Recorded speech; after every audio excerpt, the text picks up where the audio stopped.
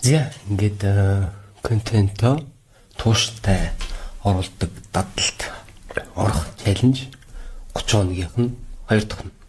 За тэгээд өнөөдрийн сонгосон миний бичлэг болохоор Ali Abdaal-ийн If I started a YouTube channel in 2025 I would do this гэдэг ийм бичлэг байна. За энийг үзээд эндээс би одоо өөрийнхөө сурж байгаа ойлгож байгаа тийм зүйлсээ ярилцъя. Okay. If you can get these three things right, then you're completely off to the races and your channel will explode and you'll become a millionaire. So in this video, I'm going to take my last 6 years of experience on YouTube and I'm going to try and condense it into a 3-part framework that I would follow if I was starting a YouTube channel completely from scratch today. So I call this framework the Part-Time YouTuber Blueprint because my course is called the Part-Time YouTuber Academy and I've taught this system to more than 2,300 students over the last 3 years. Now there's 3 levels to this framework. If you're new to making videos, and in this context, I'm starting a YouTube channel with 0 experience completely from scratch, we're going to start with level 1. Level 1 is get going, and this is like your first 3 videos. Эхнийх нь get going. Шууд эхлүүлэх гэсэн утгаар. Going.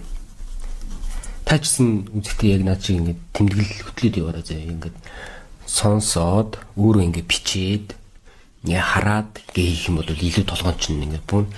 Now, if you're starting completely from scratch and you have 0 experience, then a huge hurdle that holds people up from starting a YouTube channel is actually just not getting started with the thing in the first place. So what I'd be doing is хамгийн их нь болохоор зэрэг YouTube-ийг чиглэж байгаа хүмүүст тулгардаг ихний асуудал нь болохоор зэрэг шууд юунаас эхлэх вэ гэдэг юм тийм. Шууд бичлэгийг оруулахгүй ингээд янз юм бодоод ингээд байхаас эхэлдэг гэдэг чинь. Just be making 3 videos. Maybe they're shorts, maybe they're videos I don't even edit. Maybe I'm just making 3 бичлэг оруулах. Хамгийн ихэнд бол 3 бичлэг оруулах юм байна.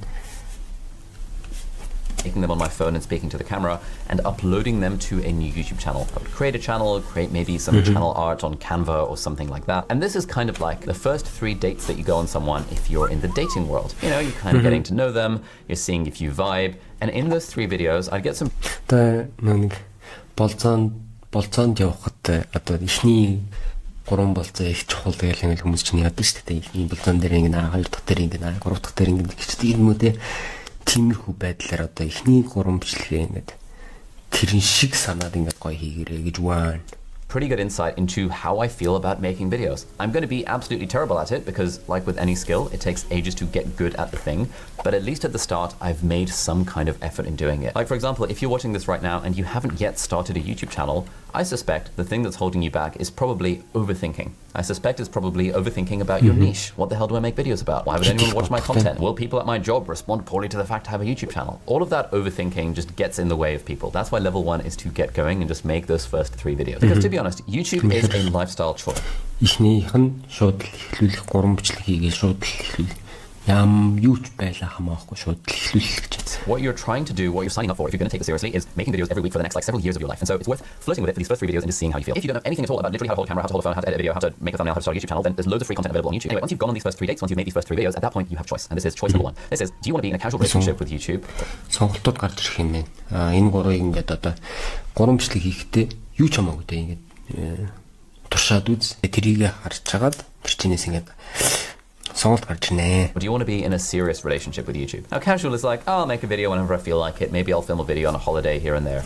Casual эсвэл serious ийм хоёр сонголт гарч ирнэ. Casual нь болохоор зэрэг энэ одоо надад арай илүү таалагдчихэндээ.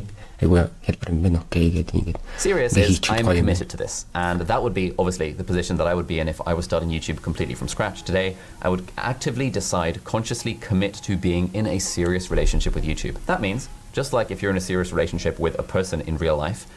Хэрвээ Ali Abdaal өөрөө ихэлсэн бол serious relationship буюу ингээд YouTube-ийг яг чухал хүлээж аваад ингээд явсан дээрээ casual насаараа өөрөөр тэг casual ч юм болохоор гоё таалагдж ингээд YouTube-ийг зүгээр юм биш шүү гэж зүгээр нэг ингээд хаяа яда бичлэг оруулдаг ч юм уу. Магадгүй миний хуучин шиг гэх юм уу те. Би хуучин бол бас яг чухалчилж гэж авч үзэхгүй зүгээр нэг хоббигоороо тэгээ хаяа яда ингээд бичлэг оруулаад ингээд явдаг байсан бол одоо л би ингээд serious болж орж ирж байна те. Serious үлээж аваад би YouTube-ээ илүү гоё байлгамаар байна. Би нэг өөр ингэсэн баг бизнес болох тийм хүртэл төсөөлж ингээд ийшиг орж байгаа болохоор хэрвээ YouTube эхлүүлэх гэж байгаа бол зүгээр нэг над чиг ингээ хоёр оронд хобби эсвэл ингээ хийхин оронд serious хүлээж аваарай. Or trying to what are you committing to making at least one video a week? Because that's me taking seriously. You know, YouTube channels not growing YouTube, you don't accidentally lock into the highly profitable YouTube channel that you have to take seriously. And then also commit to taking YouTube seriously. And now ready to go on to level 2. Now, level 2 is what I call get good. But I'm saying get good enough. Because in level 2, we're going to make my next 7 videos. And the point of these 7 videos is to get better at the craft of making videos. And the thing with YouTube is that there are a lot of skills wound up in being a good YouTuber or being a successful YouTuber. Yes. Level 2 нь болохоор зэрэг одоо арай дээшлүүлэх контентын чанарыг арай дээшлүүлэх. Titles and thumbnails and filming and talking to a camera and like structuring your stuff and Title-а яаж бичих үү, thumbnail-ээ ямар байлгах уу, тэгээд ингээд яаж бичлэгээ хийх үү, одоо камертаа яаж харьцах вэ? storytelling and being reasonable at public speaking if you're going to show your face, and then being reasonable at research and writing and animation if you're not going to show your face, and then actually editing, which takes absolutely ages, and understanding analytics.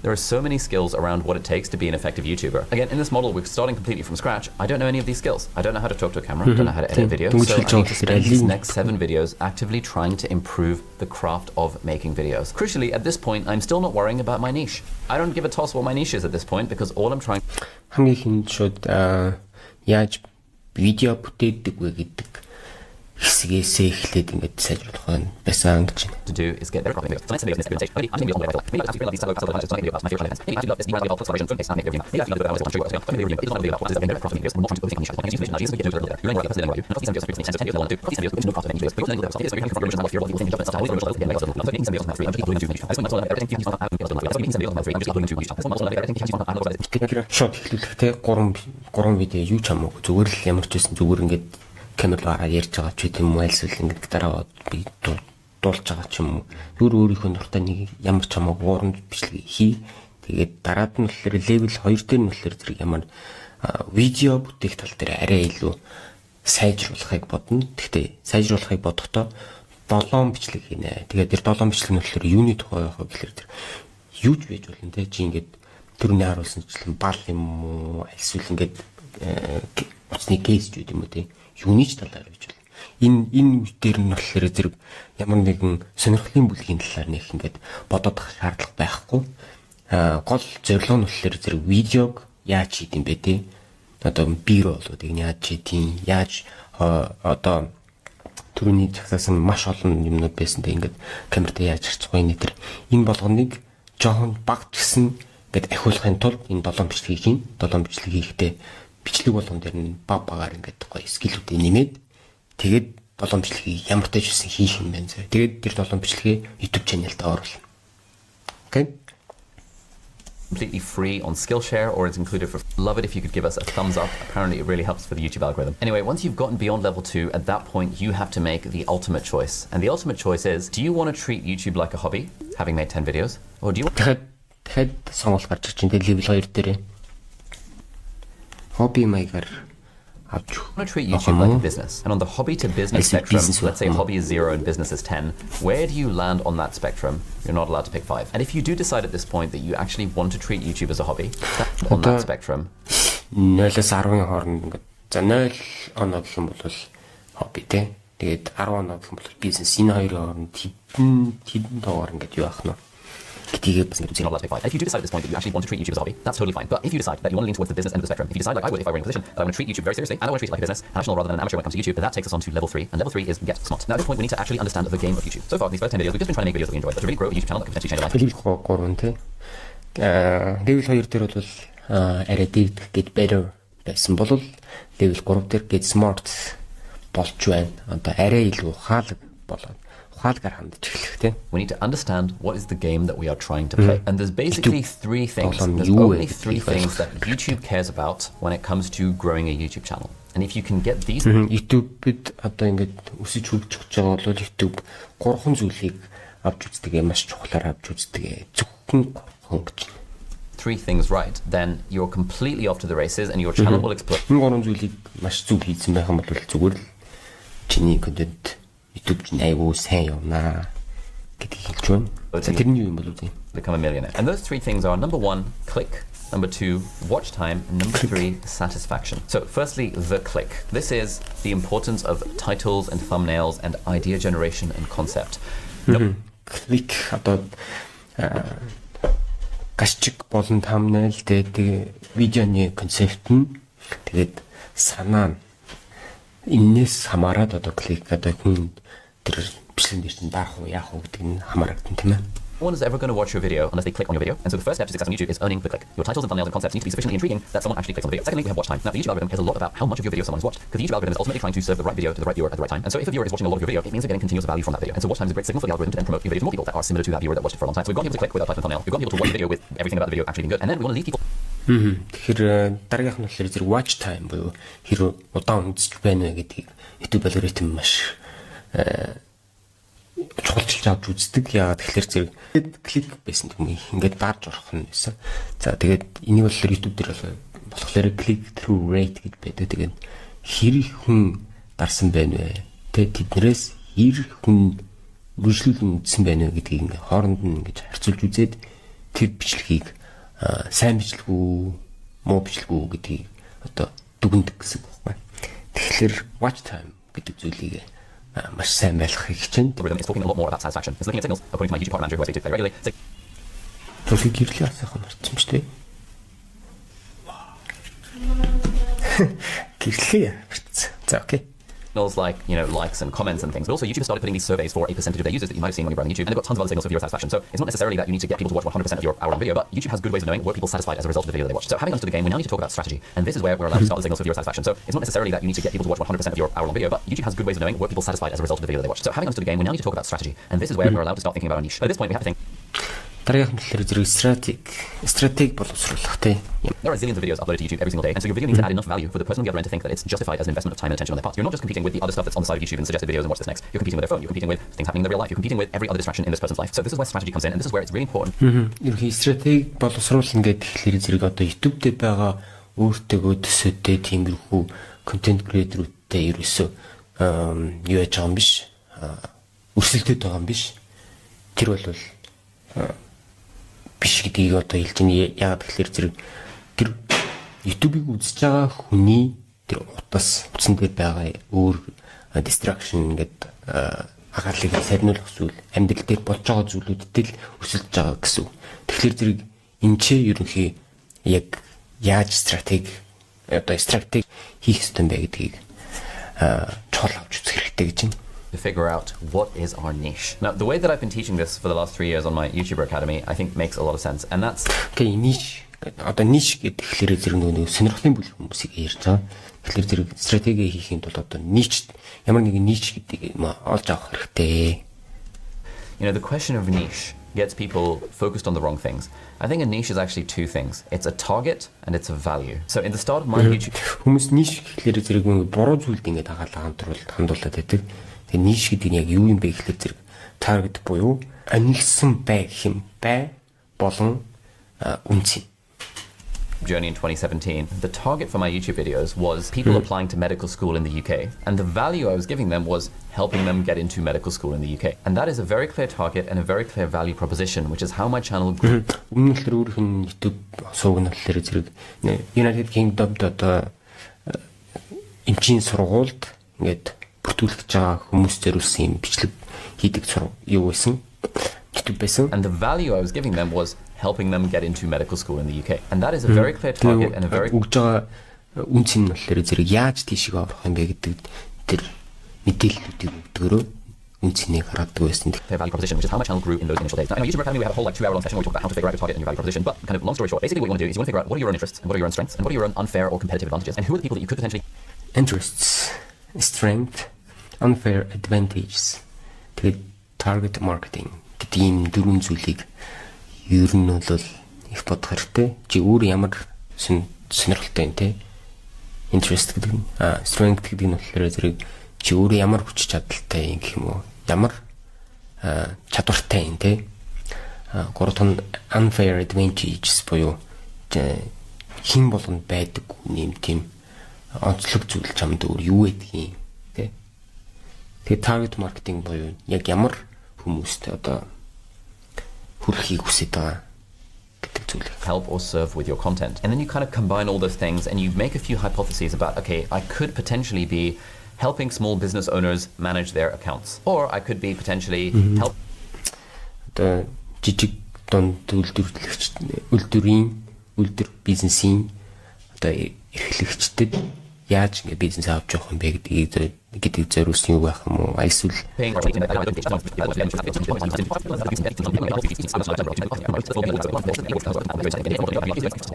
ерөнхий бол одоо хоёр зүйлийг маш зөв биш маш зөв биш зүгээр хоёр зүйлийг хийх хэрэгтэй. Research буюу судалгаа хийх хэрэгтэй. Edge буюу edge нь одоо ярихлаар ойлгох нь хэрвээ одоо ингээд ямар нэг юм бизнес эхлүүллээ гэж бодлоо та тий. Одоо юу нэг бизнес үү?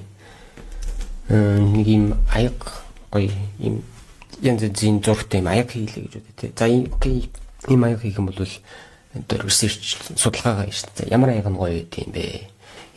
Тэгээд ямар аяг нэрээ хямдхан байна. Тэгээ ямар зурагтай ямар юм слогантай байвал гоё байна.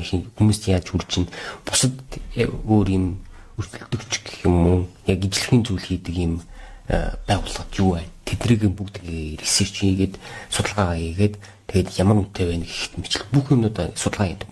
Судалгаа хийснийхэн дараагаар өөрийнхөө edge буюу би тэднээс яаж ингэж юу илүү гэдгийг харуулах гэдгийг өөрөө олж авах гэсэн үг байхгүй.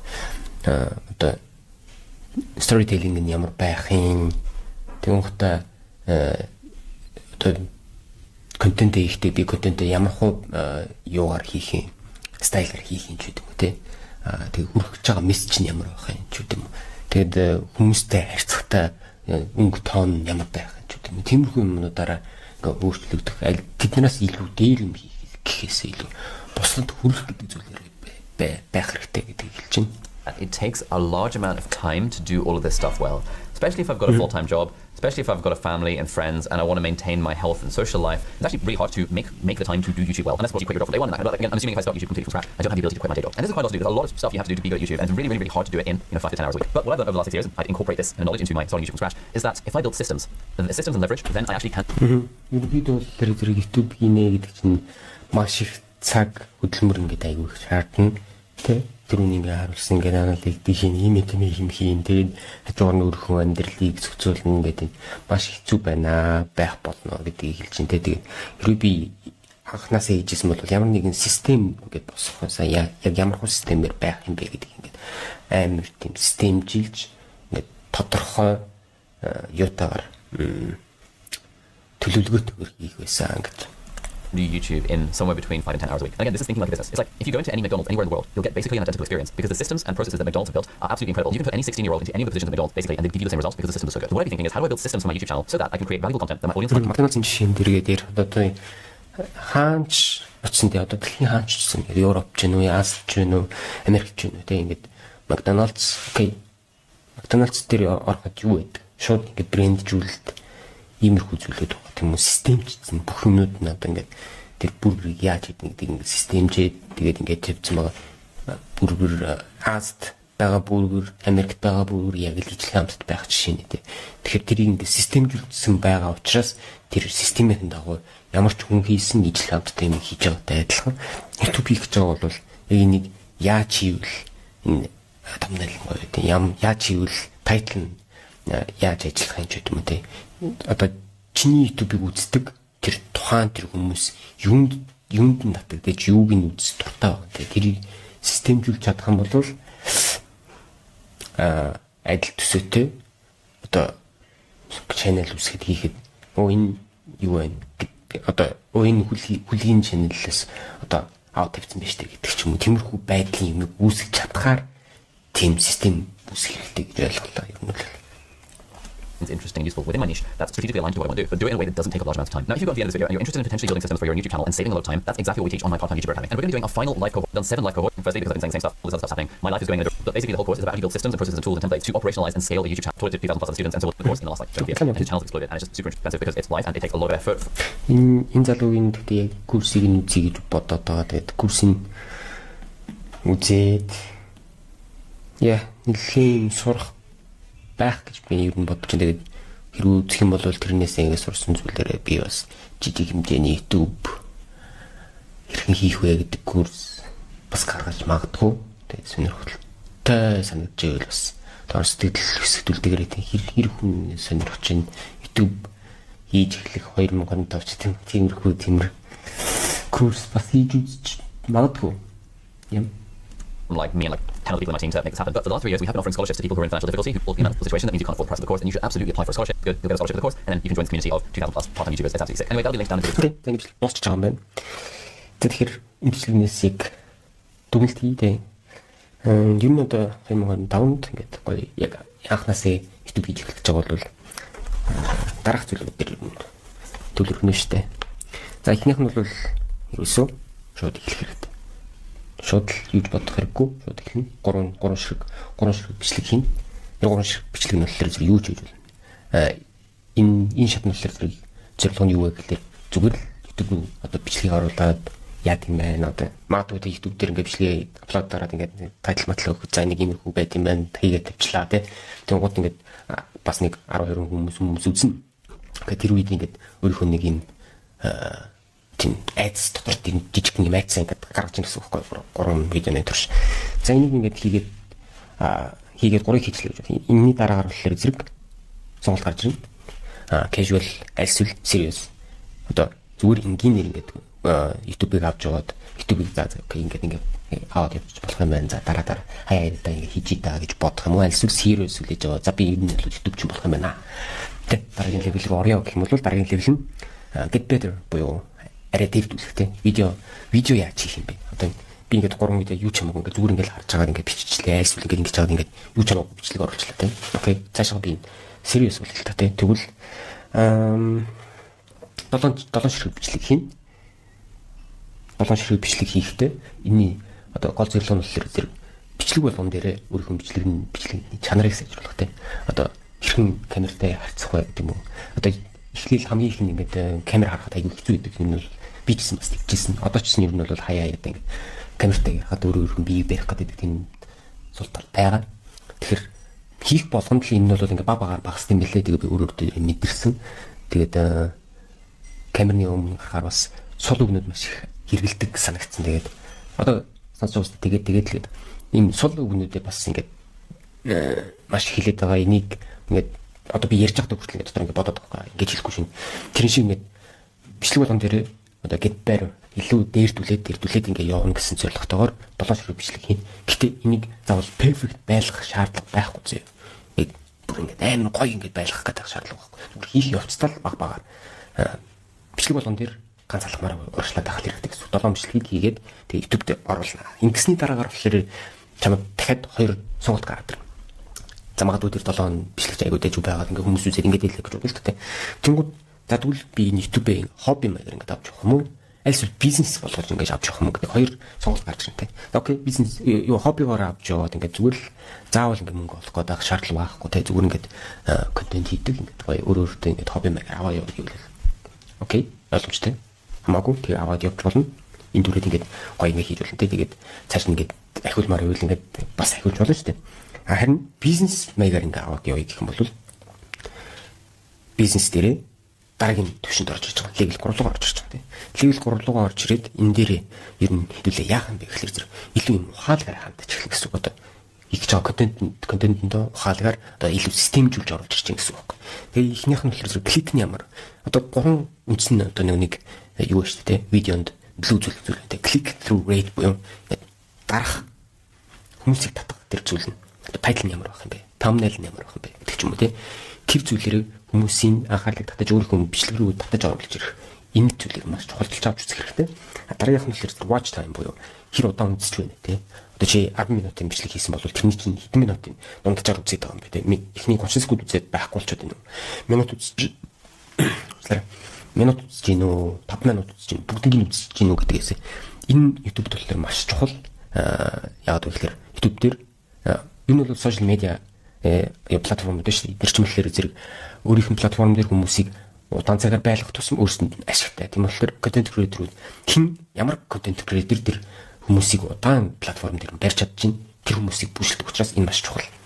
За 3 дахь нь болохоор зэрэг satisfaction буюу одоо таны бичлэгийг үзсэн хүн болгонд одоо өгсөн сэтгэл ханамж гэдэг зүйлийг ингээд харж үздэг. Тэрийг нь болохоор тэр юугаар хэмждэг юм бэ гэхээр YouTube-ийн одоо лайк байна, коммент байна тий. Ингээд цааш нь шеэрлж гин үгүй юу гэд байгаа тий. Тэгээд түрүүний нөгөө нэг дэлгэцэн дээр харуулсанчлан одоо бичлэг одоо YouTube чинь чамд ингээд ямар нэгэн бичлэг ингээд санал болгоод Univ Suite дээр чинь гарч ирдэ шүү дээ. Тэр чинээс ингээд дараад ордог те.